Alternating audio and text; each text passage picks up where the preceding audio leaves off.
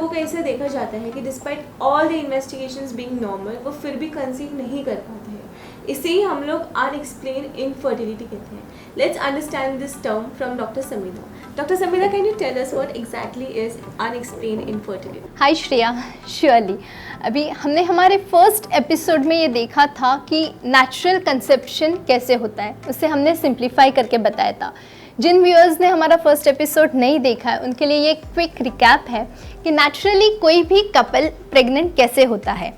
Like the eggs from the ovaries get released, they go into your fallopian tube. Fallopian tube में अगर fertilization होता है तो further वो fertilized embryo goes to the endometrium, that is your uterus, and there it gets implanted. So this is how a couple gets pregnant. अभी जब भी कोई कपल लगातार 1 साल के लिए कंसीव होने की कोशिश करता है लेकिन फिर भी उसे कंसेप्शन अचीव नहीं होता है तो फर्टिलिटी स्पेशलिस्ट उसे मोस्टली 4 पैरामीटर्स पे इन्वेस्टिगेट करते हैं। फर्स्टली, फीमेल का एग रिजर्व अच्छा है या नहीं। सेकेंडली, फेलोपियन ट्यूब्स पेटेंट है या नहीं। थर्डली, यूट्रस जो जगह होती है जहाँ पे इम्प्लांटेशन होना चाहिए, जहाँ पे प्रेगनेंसी कैरी होती है, वो यूट्रस में कोई मेजर डिफॉर्मिटी है कि नहीं। और fourthly, the male parameter, okay, whether the male parameter, the semen parameters are in sync with the WHO guidelines. कभी कभी क्या होता है, rather 30 to 40% of the cases में all these 4 parameters are within normal limits.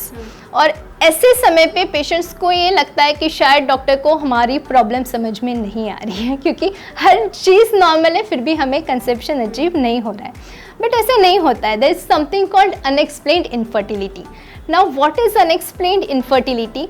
एक चीज़ समझने की कोशिश कीजिए कि एग जब फर्टिलाइज होता है स्पर्म के साथ, वो एक बहुत ही माइक्रोस्कोपिक प्रोसीजर होती है। अभी कभी कभी क्या होता है, एग्स का जो आउटर लेयर होता है, आउटर कवच होता है, वो बहुत ही थिक होता है। उसकी वजह से sperms are unable to break it and fertilize the egg. लेकिन इस चीज़ को डायग्नोस करने के लिए हमारे पास कोई जांच नहीं है, ठीक है। That is why we are unable to figure out why the patient is not conceiving. Secondly, जब हम ट्यूब्स के फंक्शन की बात करते हैं, ये फर्टिलाइज्ड एग्स जो होते हैं वो ट्यूब्स की सिलियरी मूवमेंट से यूट्रस के अंदर जाता है। ट्यूब्स को बहुत ही फाइनर ऐसे सिलिया रहते हैं जो कि वो एम्ब्रियो को पुश करते हैं टुवर्ड्स द यूट्रस। अभी ये सिलियरी फंक्शन ठीक से हो रहा है या नहीं, इसको फाइंड आउट करने के लिए भी हमारे पास कोई टेस्ट नहीं है। इसीलिए these are the certain conditions which cannot be figured out by the usual test. Therefore, the term unexplained infertility. क्या इन्फेक्शन वजह हो सकती है अनएक्सप्लेन्ड इनफर्टिलिटी की? क्या देखिए, इन्फेक्शंस में क्या होता है, there is a damage to the fallopian tube. जब फेलोपियन ट्यूब्स डैमेज होती है, कभी कभी हाइड्रोसल्पिंग्स नाम की कंडीशन होती है। So now what is hydrosalpinx? Hydrosalpinx is a condition where in the fallopian tubes में पानी जमा हो जाता है। There can also be something called adhesions. Adhesions मतलब the tubes can stick to the surrounding organs. So अभी but obvious सी बात है कि अगर ट्यूब्स और ओवरीज में रिलेशनशिप अच्छा नहीं होगा तो वो जो नॉर्मल ट्रांसपोर्ट ऑफ एग है वो हैम्पर हो जाएगा, ठीक है। So this can cause infertility. So infections की वजह से जो इनफर्टिलिटी होती है उसका मेजर कॉज ये होता है, ठीक है। अभी most of the times what happens, this kind of infections are silent in nature. उनके कोई सिम्टम्स नहीं होते हैं, therefore they go untreated, okay. Secondly, एक और बात समझने की कोशिश कीजिए कि ये सारी फाइंडिंग्स हमें लैप्रोस्कोपी पे पता चलती है, okay. So this is not an active infection, it is the damage done by the infection in the past. मतलब कोई बैक्टीरिया आया, उसने अपना डैमेज किया और वो बॉडी से निकल गया, तो there is nothing to treat right now, okay? Therefore, this old or past infections cannot be treated. Fine. Secondly, India में एक और कॉमन कॉज है इन्फेक्शंस का, दैट इज ट्यूबरकुलोसिस, ठीक है। Tuberculosis affects the fallopian tubes as well as it affects the endometrium. Endometrium is the uterine lining. So अगर laparoscopy के दौरान सर्जन्स को ट्यूबरकुलोसिस का सस्पिशन होता है तो वो उस टिश्यू को एग्जामिनेशन के लिए भेजते हैं। अगर उस टिश्यू में ट्यूबरकुलोसिस के बैसिलाई मिलते हैं तो ये एडवाइजेबल है कि पेशेंट ने ट्यूबरकुलोसिस का ट्रीटमेंट पहले करवाना चाहिए रादर देन इनफर्टिलिटी। अभी बहुत सारे पेशेंट्स को ये डर रहता है कि ट्यूबरकुलोसिस के मेडिसिन बहुत हैवी रहते हैं, उसका डोज बहुत ज़्यादा रहता है, हो सकता है उससे उनकी फर्टिलिटी पोटेंशियल पे निगेटिव इम्पैक्ट हो। तो ये एक मिथ है। अगर ट्यूबरकुलोसिस का एक्टिव इन्फेक्शन बॉडी में है तो ये बेहद ज़रूरी है कि वो इन्फेक्शन को पहले ट्रीट किया जाए एंड देन फर्टिलिटी की ट्रीटमेंट्स ली जाए। Moving on to the next question, अभी डॉक्टर ने मेंशन किया लैप्रोस्कोपी के बारे में। क्या लैप्रोस्कोपी हर एक पेशेंट को करना ज़रूरी होता है? We'll try to understand what is laparoscopy. Okay, laparoscopy is nothing but it's like a camera which is inserted inside the patient's abdomen to have a close look of ovaries, fallopian tubes and the uterus. ठीक है, there is one more similar examination जिसे हम hysteroscopy कहते हैं। Hysteroscopy क्या होता है? एक सिमिलर कैमरा जैसा इंस्ट्रूमेंट होता है जो पेशेंट के यूट्रस के अंदर डाला जाता है और पेशेंट के यूट्राइन लाइनिंग का एग्जामिनेशन उससे होता है। ये दोनों सर्जरीज को together fertility enhancing endoscopic surgeries कहा जाता है। जब हम लैप्रोस्कोपी के बारे में बात करते हैं, in laparoscopy when we take a close look to the fallopian tubes, हमें क्या क्या पता चलता है? हमें एक चीज़ पता चलती है whether the fallopian tubes are patent और नॉट। ठीक है, this is done by a dye which is inserted inside the uterus and it is followed up whether the dye is coming from both the ends of the fallopian tube. ठीक है, secondly हमें tubes और ovaries का relationship laparoscopy में पता चलता है। अगर ट्यूब्स किसी और जगह पे चिपकी हुई है तो in the same setting we can release those adhesions. This is called as adhesiolysis. This particular thing can restore the normal anatomy of the body again. ठीक है। Fourthly, in case the fallopian tubes are blocked, in certain cases the fallopian tubes can be opened by a procedure called cannulation. Fine. So these are the advantages of laparoscopy because it is in the same setting. Some things are treated. Okay. Secondly, there is something called fibroids. आपने सुना होगा fibroids, ये एक uterus के tumors होते हैं. These are the benign tumors of uterus, and in around 10 to 15% of infertility patients, they can also be an additional cause of infertility.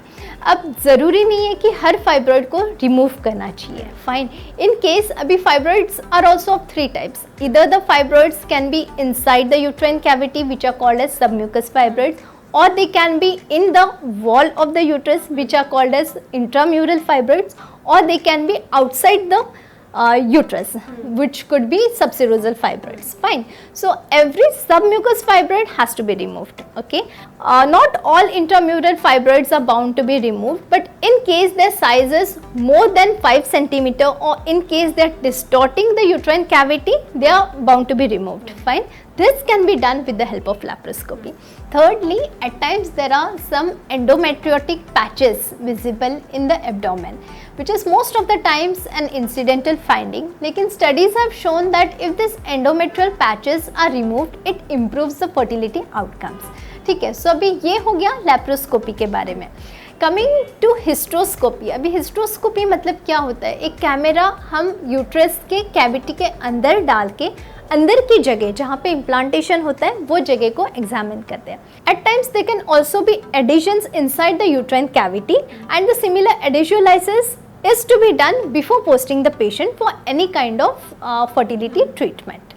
Next, if the cavity is not adequate in its volume, lateral metroplasty can be done with the help of hysteroscopy in the same setting, which improves the volume of the uterine cavity. So, आपका question ये था कि क्या hysteroscopy या laparoscopy करवाना हर patient में करवाना ज़रूरी है? तो हर पेशेंट में वो करवाना ज़रूरी नहीं होता है, एटलीस्ट लैप्रोस्कोपी, बिकॉज अगर patient is directly a candidate for IVF, like let's say उसका ओवेरियन रिजर्व बहुत ही ज़्यादा कम है, तो उन केसेस में लैप्रोस्कोपी करवाने की ज़रूरत नहीं है। और like if the male factors are too significant, like if the male parameter is like the sperm count is less than 5 million और the sperms are really abnormal, so those are not the cases in which laparoscopy is suppose to be done. So in those cases we can skip doing laparoscopy. Okay. Last but not the least, the most asked question by all of viewers is that कि IVF का total खर्चा कितना होता है, या कोई government scheme से जो इसे कवर करता है? या this is quite a tricky question Shreya.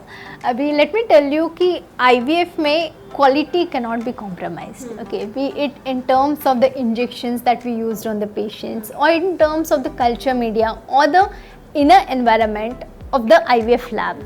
So ये कहीं पे भी हम कुछ कॉम्प्रोमाइज़ नहीं कर सकते क्वालिटी में. तो IVF के अगर मैं खर्चे के बारे में बात करूँ तो वो 3 हिस्सों में हम डिवाइड कर सकते हैं.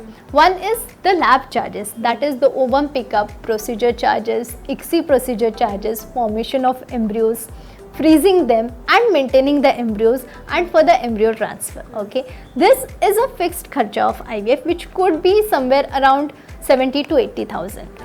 Now the flexible kharcha is, the flexible cost could be about the injections. अभी हर पेशेंट को सेम तरीके के इंजेक्शंस नहीं लगते हैं. अगर पेशेंट का एज ज़्यादा है तो उसे इम्पोर्टेड इंजेक्शंस लगते हैं जो कि रिकॉम्बिनेंट इंजेक्शंस होते हैं.